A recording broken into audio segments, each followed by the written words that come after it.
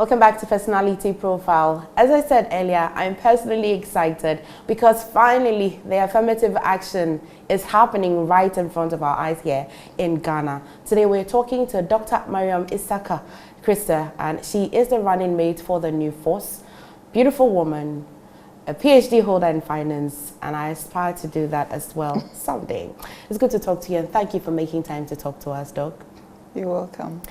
First of all, before we get to even know you, I want to know how you feel being the running mate for a political party that's really emerged with such force. Basically, the force is just like the name that it came with. How do you feel?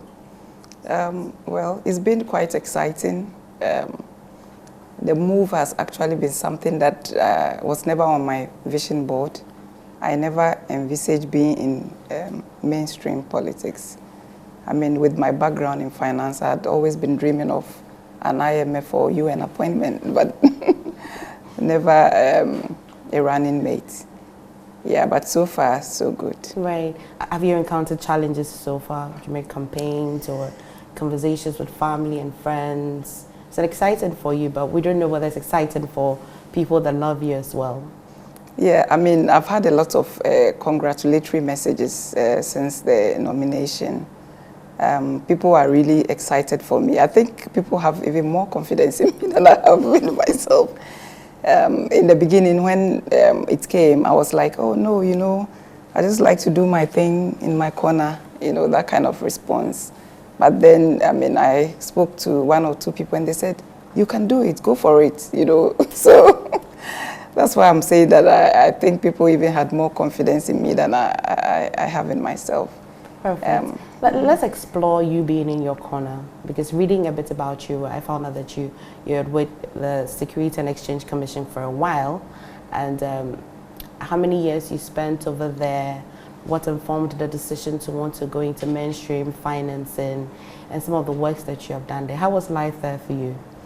Well, I am very passionate about protection of financial consumers.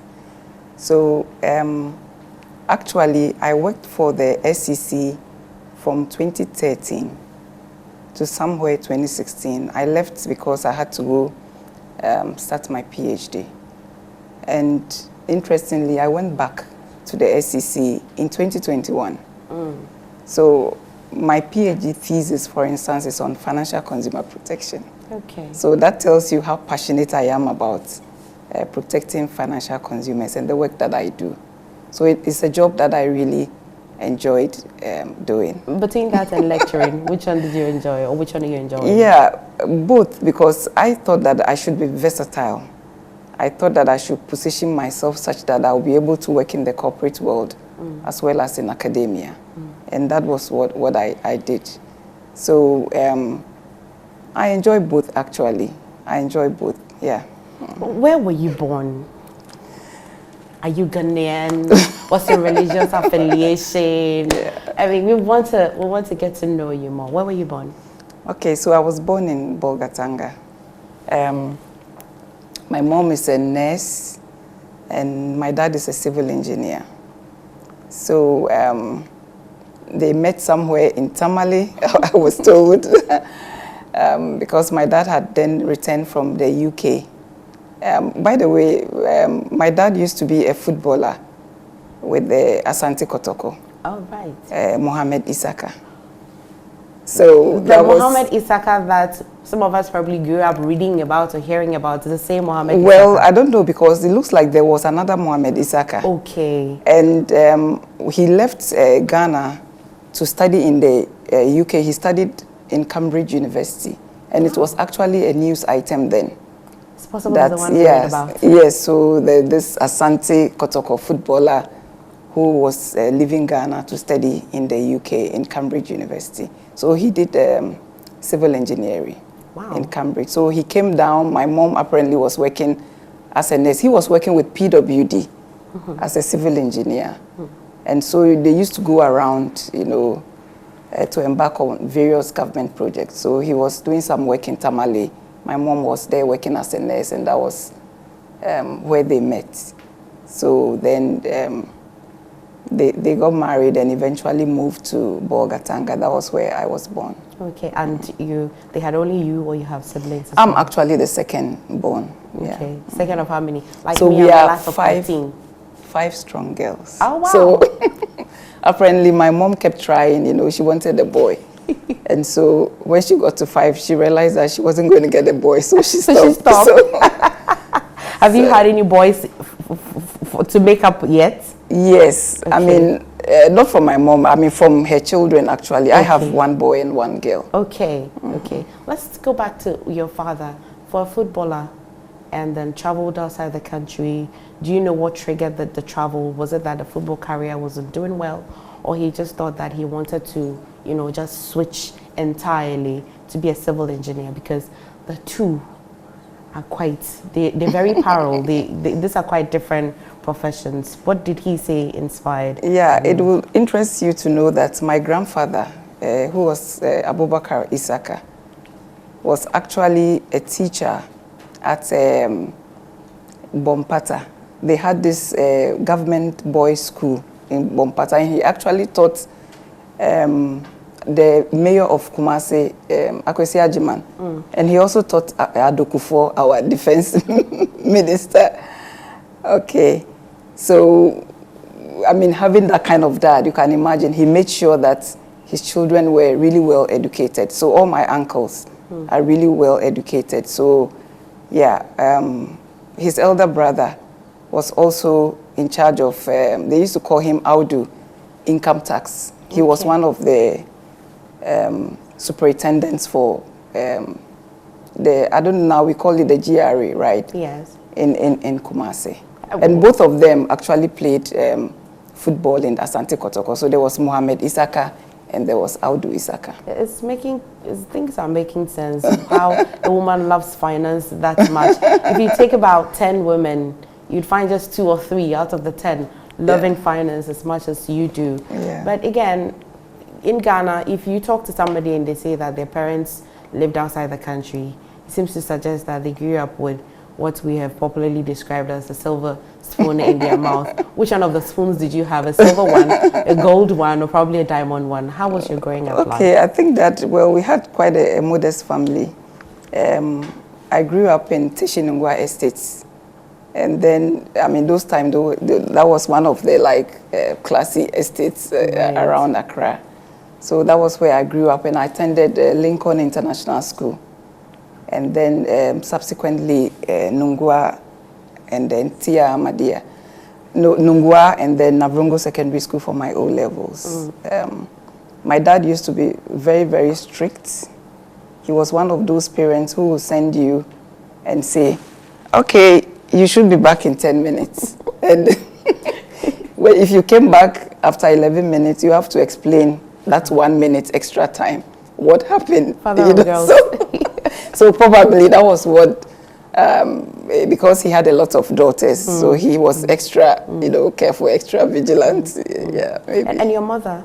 Yeah, so my mom, as I previously said, was a nurse. She was quite calm. I always say, I never remembered her, even shouting at me or beating me. Was she a Ghanaian mother, an African mother? She was.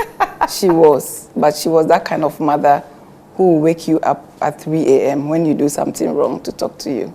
Say, you see, you did this and you did that and you did so. Don't repeat that. Wow, that's very noble. I know mothers do that, but very, very. You get some spanking and some lashes before you even wake up at dawn, and when they're waking up, be like it's not with ginger. Yeah. But anyway, you have decided to go the finance way. I don't know whether it was from school, when you went to Lincoln, you went to Navrongo Secondary School, or through to, which university did you go to? University of Ghana. University of Ghana. But at what age and at what time in your educational career did you know that you were going to go towards finance? Yeah, that is a very interesting question, because growing up, I actually wanted to be a journalist. And, I always found it so amazing watching the beautiful ladies on set reading, and in school, actually, my strength was in literature.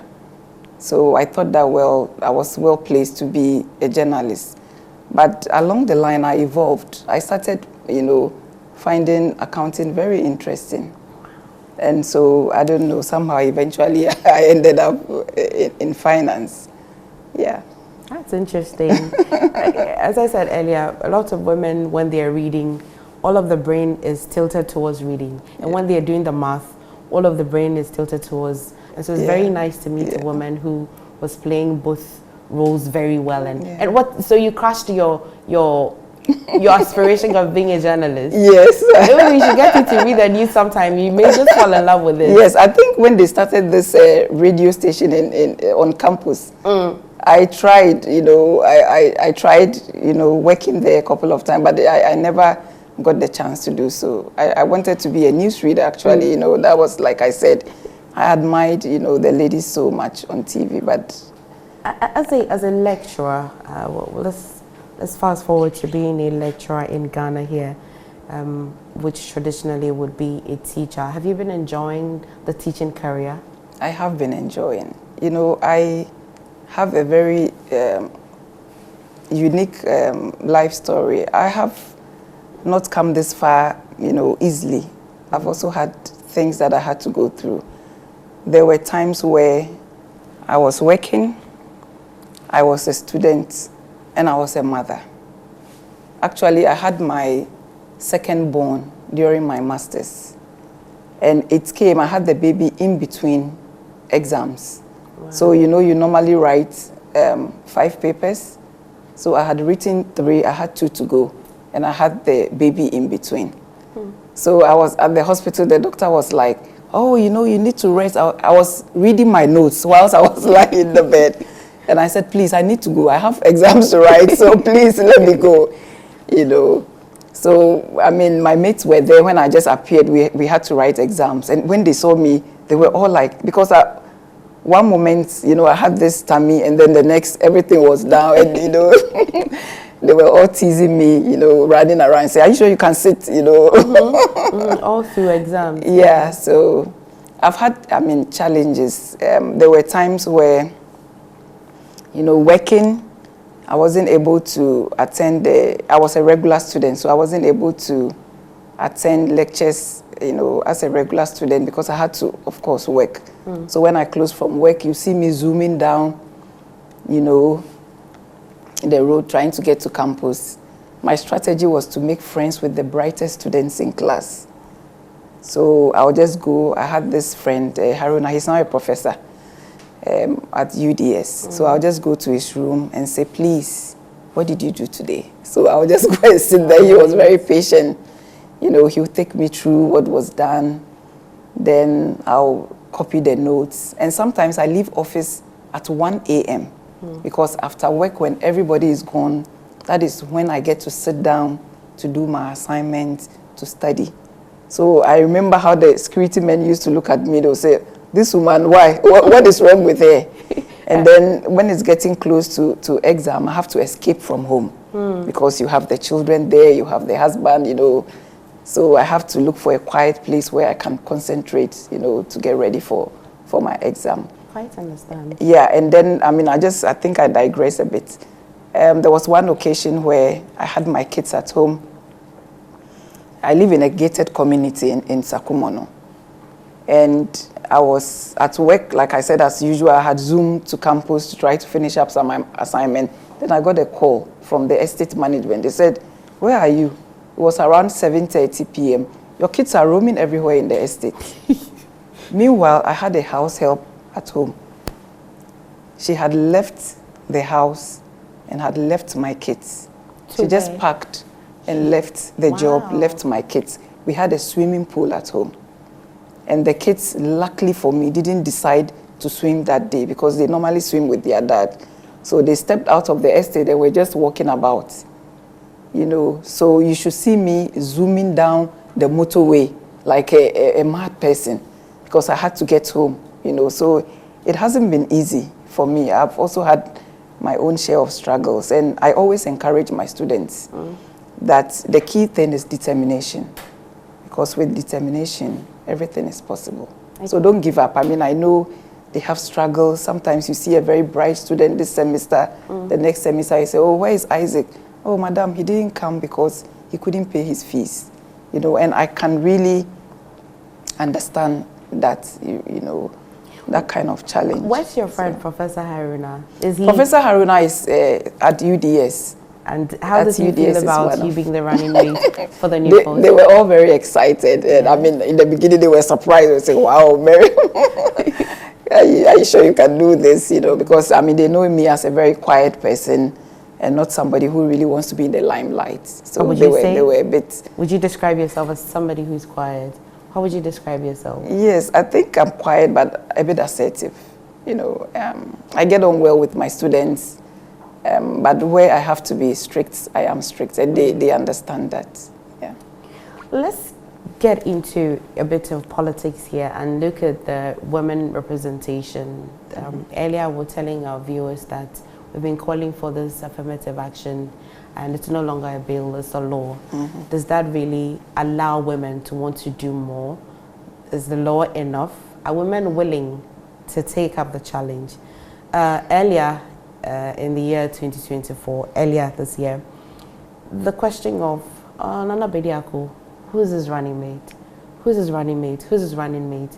And then eventually he did the announcement, and then it was a woman. I hope and I expect that as I was excited, a lot of women as well will be excited.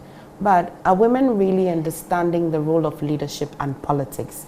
As you've said, you didn't even like mainstream politics. So you're switching to mainstream politics. Are women really understanding it? Yeah, I think that, I do understand that we are just 14.5% in Parliament. Out of the 275 MPs, we have just like 40 women MPs. And I think that women should be concerned, because what we have seen is that you need to be at the table to fight for yourself. I don't think the men will fight for us. We have to be at the table. And there are a lot of challenges. I was privileged, I think, last 2 weeks to be invited by the African Women Leadership Network for a meeting, and to interest you to know that the agenda was on how to increase the number of women parliamentarians. And the challenges range from funding to, you know, the stereotypes that they have about women, you know, trying to participate in politics. So we tried to put together an agenda. I mean, for me, I told them my challenge was, I thought I needed a mentor, because I was just thrown into the space, and I was like, oh, so when I get an interview, oh, what do I do? You know, that kind of thing. It's different from, you know, being a lecturer. You are in control over there, but you get invited to an interview. Yes. You have a panel of experts, and you have to really measure everything that you say. Just one slip. I was privileged to be invited by the African Women Leadership Network, the Ghana chapter, I think last week, to a program, and it will interest you to know that the agenda was how to increase the number of women parliamentarians in the Ghanaian parliament. The challenges are many for women. One is the issue of funding. A lot of women are not financially endowed. You know what it takes to become an MP. It's a lot of expenditure. And then the other has to do with the patriarchal, you know, norms of the society, and that kind of bias and stereotype that people have when it comes to women and their participation in the political space. And we thought that there was a need for a campaign, you know, a national campaign to really try to educate people on the need why it is important for women to participate in the space. I mean, we are more than 50% of the population. So we should have more women representation in parliaments, like Rwanda. Rwanda has like 60% women parliamentarians. Although I hope that, about that. I hope that we get there. But are women willing, though? Yeah, I think that is what we have to really, that was one of the things we said. We need to really probably go around the educational institutions and talk to women and encourage them to step up to the plate. So we were also concerned about the Affirmative Action Act, like you said, because it's not just about the passage of the law, it's about the implementation.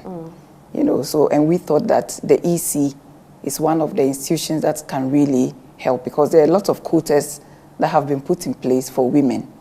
So we thought that if the EC, when the parties are filing their papers, they have to look out and say, you are supposed to have, let's say, this percentage of women. If you don't have, go back and get them before we complete your registration processes for you. That will help. This country has generally been a two-horse race when it comes to politics. I've seen that the leader of the new force constantly has said that the agenda is to break the duopoly. And you have followed, you may not have been a politician mainstream, but surely you have followed politics very much. The new force and its agenda, what are some of the policies in there that really would want to change the mind of a person who has constantly followed just these two big giants when it comes to politics, to say that I think I'd like to give the new force a chance or an opportunity? I think that I'm going to start from what we saw going around the constituencies. One of the key concerns of the youth has been unemployment. So for me, when I look at the policies that we want to put in place, the key thing for me, they are all actually equally important, but the key thing for me is the 16 regional industrial revolution, where the plan is to make sure that each of the region has some industries based on the natural resources that we find in the regions that we feel can be harnessed to really change the lives of the people. I was really touched when we went to the Ashanti region. There was one place where Galamsey is prevalent, and that was, I think, Manso. And the mothers there told us, they said, this is the work available for our children, and they are not going to stop. And I found that really disheartening. And really, what do you say to them? So you see that this issue of unemployment is really at the root of this key problem that we face in Ghana right now. And I just want to add that another policy that I hope to champion is the policy of establishing the Sovereign Wealth Fund. What is that? This is a fund that we want to establish as an alternative to the IMF. So this fund is going to be funded by our reserves. So we have oil, we have gold, and then other natural resources that we have. And you know that I think since independence, anytime we run into financial crisis, we go to the IMF or the World Bank to borrow money. And these loans come with conditionalities and austerity measures that we have to implement. Some of them in the name of trying to close the fiscal gap and stabilizing the economy. They will tell the government, don't invest in education, public education and health. And that makes things worse for the vulnerable, because these policies affect the vulnerable. So it creates social inequality. But we've gone to the IMF already, and so if or when the new force happens to be the government that will be after way of taking the IMF, how feasible is it to set up this sovereign wealth bank? Because we've already gone to the IMF, and these policies that you're quite concerned about have already been brought to the fore. That don't do this, do that, don't do this. How is the balance? Of course, the fact that we have gone to the IMF already doesn't mean that we cannot remedy the situation. So we are talking about the future here. So we've made mistakes in the past, and we have seen that it hasn't helped us. As I mentioned, when you go for these loans, like I just want to say something about the 1980s and 90s, when we had the structural adjustments, programs that were championed by the IMF and World Bank. They told us that what was going to help us was trade liberalization and privatization. So they made us reduce or cut out import tariffs and quotas. They made the government cancel subsidies that were supposed to help local industries. And what was the result? The reduction in subsidies meant that the government didn't have enough funds to invest in public health and education projects. the cutting out of the subsidies for the local industries meant that they struggled. And so eventually they all stopped and moved to exporting raw materials, which is what the West wants us to do. You're watching PM Personality Profile on the Joy News channel, and today we've been talking to Dr. Maryam Esaka Kriese. We'll be back shortly. Don't go anywhere.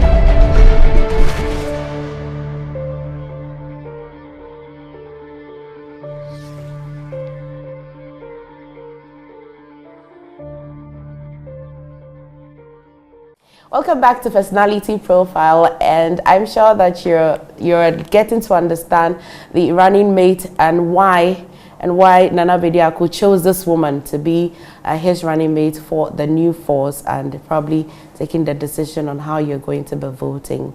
And let's continue the conversation. We'll get her to play a little game as well. And she's been telling us how she's been visiting the constituencies and some of the things that have been shocking to her. We'll pick up on that. So you were in the Ashanti region, and then which other place did you visit that you didn't know that you were in Ghana here, but things like that still happened or existed? Yeah, so we visited OT as well. Crossed we took the Pantu, and then we crossed over to Dambai. Or Afram Plains thereabouts. No, was it Afram Plains? OT would be Dambai. Dambai, yes. Yeah. So, I mean, that was exciting, a bit scary, but... Did it take the trucks as well, cars and stuff? It did. It was able to take all our... I was surprised, all our, vehicles and the buses as well. And even other vehicles that didn't belong to the new force. Anyway, so... In OT, we've seen the NPP promising to build a ginger factory. We've also seen the NDC promising to construct roads and revamp some factories over there as well. Is there anything particular that you saw that also struck or had your attention? Yeah, I think that we saw a yam market there. Yes. And the key thing that struck us was how the market looked like. The people were plying their trade under the sun. So that was one thing that really struck Nana. He said, no, these people are doing a very important economic activity. So why under the sun? And then you know him, how he is. He started thinking of the many things that this yam can be used for. So the industries that can be created around this yam. So he was talking about, we can get, all these potato chips that are packaged that we import. We can make, such products, have a factory here that makes such products for exports, And then if you look at the roads, the deplorable nature of the roads, it was terrible. As I mentioned, some of the places, you even wonder how the cars even get there. We got stuck, along the way somewhere. So, as I said, apart from this, the key thing was the youth and the conditions in which they lived. Yeah. The classroom that, the school that we visited had kids sitting on the bare floor. And when I say bare floor, it's all floor with concrete. Bare floor in the sand. Very prevalent in the Volta region as well. Yes. In the northern region. And the kind of food that they were given, it was terrible. And for me, what was a bit annoying was just looking at the structures, and right opposite you see a billboard. Vote for me. And I was saying, vote for you for what? Vote for you for what? To make the lives of the people worse off? I think that it is time for our leaders to put the interests of the people first. Sometimes I wonder, is it that they don't know? Or what? So I was really very happy when I realized that some of them started doing the same. They also started going around, doing their own tours. I said yes, because that was what His Excellency, our incoming President, Nana Kwame Bediako, wanted to do.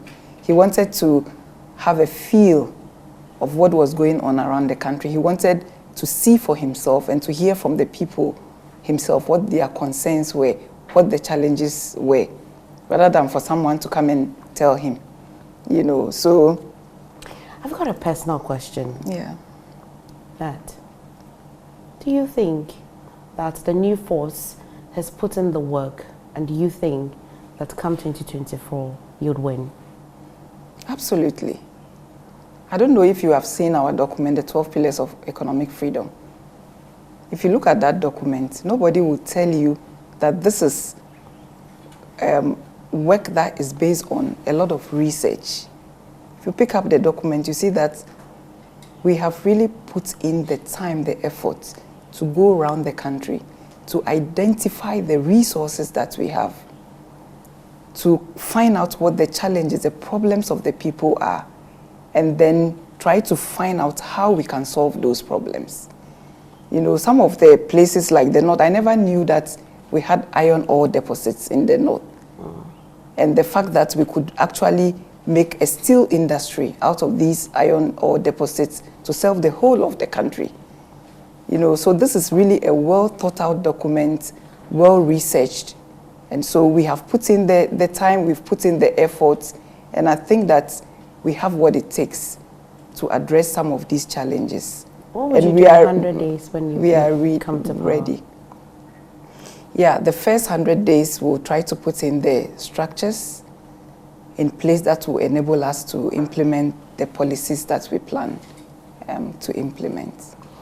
Well, before that, let's get to know, do you have a favorite food? I actually do. You do? What would that be? I like my tuzafi. Ah. So maybe because of where you were born? Yes, I enjoy my tuzafi. But if you're not eating tuzafi, what would you eat? I also like red. Okay, so if I'm very wide apart. So if I'm not eating tuzafi, then yes, I enjoy red a lot. If you're not teaching or if you're not engaged in any form of finance, what would you be doing? I like dancing and swimming. And actually, that was how I used to let off the steam when I was in school. So after sitting behind my, calculations and all that, and getting out of my mind, I tried to cool down. Just across, I don't know if you know this place, Chez Afrique. Yes. That happens to be my favorite place. So sometimes I manage to convince some of my colleagues because everybody is busy. You still dance? What's the last time you dance? Actually, since I started this, I haven't had the opportunity to go to my Chez Afrique and go and dance. Would you attempt it? Would you like to dance? At least let off the steam a bit? I think that once this is over, that is it, I'll just run, But I have a friend who has been telling me, you think your life is never going to be the same again. It's really never going to be the same. What kind of songs would you like to dance to? I like High Life. I love High Life. Who's your favorite High Life artist? There's Kabna Kabna, there's Kujenchi, there's Daddy Lumba, Amachi Dede. I love High Life too. Akwabwa as well. These are some of the new generation. Kofi Kinata doing good High Life and all. Which one do you belong to? I think I love almost all of them. But most importantly, I think the recent one, Kofi Kinata. I really love his music. Yeah. I should find a Kofi Kinata and get you to dance a bit. Yeah. But we'll find a bit. Please find me one of Kofi Kinata's songs and let's get Doc to dance a bit. But if you're not at home nursing the kids, if you're not being a wife, if you're not being a mother, if you're not dancing, you mentioned you like swimming. Is that the only sport you like? I like swimming a lot. Okay. Yeah, and if I'm not, I like also to just go out. I don't have that opportunity much here. Get out of town, go somewhere like towards Ada, where you can just sit by the sea and while away. You have a very sophisticated taste. A very, very sophisticated. Aqua Safari. I love Aqua Safari. And I also love Coconut Grove. Elmina. Okay. My kids, absolutely love that place. So just take a chalet by the, by the sea. Do your kids and know who enjoy. their mother is? Do they know? Like now? Now, do they know? Do they understand? You will be surprised. My daughter is my biggest fan. Is she? In the beginning when I was like, she said, "Mommy, go for it." How old is she? She's 18. Oh, wow. So she said, "Mommy, go for it." That's a sure vote because she's 18. That is a sure vote. Yeah. And then the boy? The boy, he's 16. Oh, right. Yeah, he's, that kind of, nice guy. I always say, And he also understands who the mother is. Yeah, he also understands, Let's get to your husband and how he feels about this new role at all. Is he completely for it? Yeah, my husband has really been, very supportive. I was with him. I did my master's. I was with him before my PhD. He's been very supportive, I mean, he was a bit concerned about all the limelight and all the, excuse me to say, dirty politics when I first told him about this opportunity. But then eventually, he said, well, just go for it. And so, yeah, that was the initial response. But then eventually he said, well, go for it. Do you ever tell your age? Do you ever? Why don't you guess? It's going to be so tough because as a woman, I'm just looking at how glass the skin is, how healthy it is, and how healthy you look, and especially saying that you have an 18-year-old and a 16-year-old. Yeah. Now I cannot guess. I cannot guess at all. But because I also don't like to tell my age, I'll help you. I'll help you hide it. So, well, this one, it's not toffees and it's not chocolates. I would always say that I adopted my grandmother's style. You open it and it's not cookies. You open it and it's not, it's either thread or something. So I love that style, exactly what I did. I've got just a few questions here for Doc to pick. Don't be afraid, it's very simple. So you can pick about 2 or 3, depending on how we feel. But you can start with 1 and then we'll ask. Okay.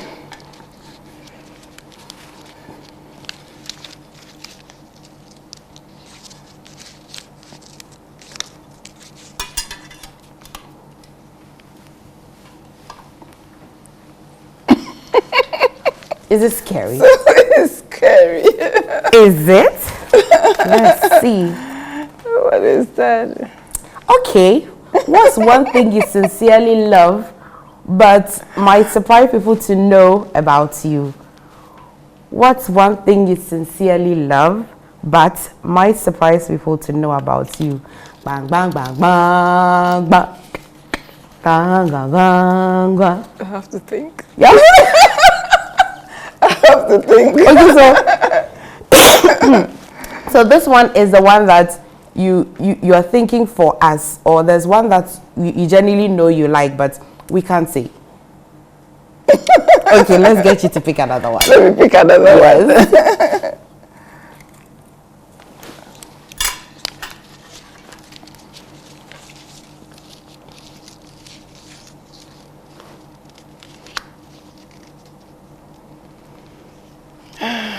Okay.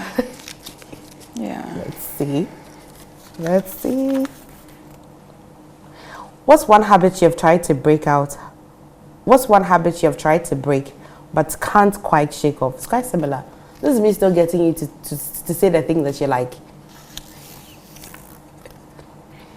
What's one habit you have tried to break but can't quite shake off? No, I think I normally feel very concerned. I don't know, very early in my life, I'm going to tell you a story, sort of very early in my life. I don't know what happened, but I told myself that I don't want to depend on a man. Mm-hmm. So for me, when I see a woman who wants to do something for herself and is struggling, I want to help. I have come across a lot of these young ladies trying to probably, she wants to learn hairdressing, she wants to learn sewing. The home is not good, so the finance is a challenge. I try to support. But then sometimes along the line you get disappointed. I like to check on them to find out how they are doing. Along the line you go there and they don't come to work anymore. They just stopped and went away after you have, paid whatever they have to, whatever has to be paid so they can embark on the course that they want to do. They just leave. And then, I meet another person, so I keep doing that. And I have people around me say, are you not going to stop doing this? Are you sure these people are really serious? Just stop. So I think, I don't know, but that is one habit. I just can't stop when I think that somebody, especially women, need support. Because for me, as a woman, you need to be able to stand on your own 2 feet. It's not that I'm feminist or something. It's nice, you have a husband, but your life shouldn't be just about your husband. When your husband is not there, you should be able to stand on your own 2 feet. And I think that men even respect women who are like that. I'm with you 110%. Please, the final one for you.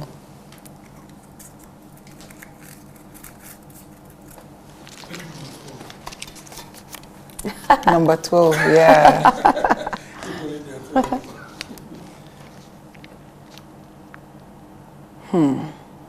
I like how a dog would read it to herself first, think about it, and sigh. If you could switch lives with any historical figure for a day, who will it be? I think I admire Michelle Obama. Okay. I admire Michelle Obama. Okay. Totally. Yeah. So if I could, yeah, I would really. I think that she really, I think like myself, like how I feel now, she also got thrown into that political space, and at the end of the day, she made it her own and made all of us proud. So, Doc, thank you for talking to us. I'll let you go. Final question that I need to ask for everybody. If life happens and you don't turn out to win, what's the worst performance you expect to perform in this election? What's the worst at all? Well, I think that we are going to win. So I'm not thinking of any plan B for us. So far, I think the youth have bought into our message, and they understand that it is time for change and the power is in their hands. So for me, there is nothing like we, the new force, not winning. Thank you for talking to us, and all the best. Thank you very much. And thank you for watching. Have a good night.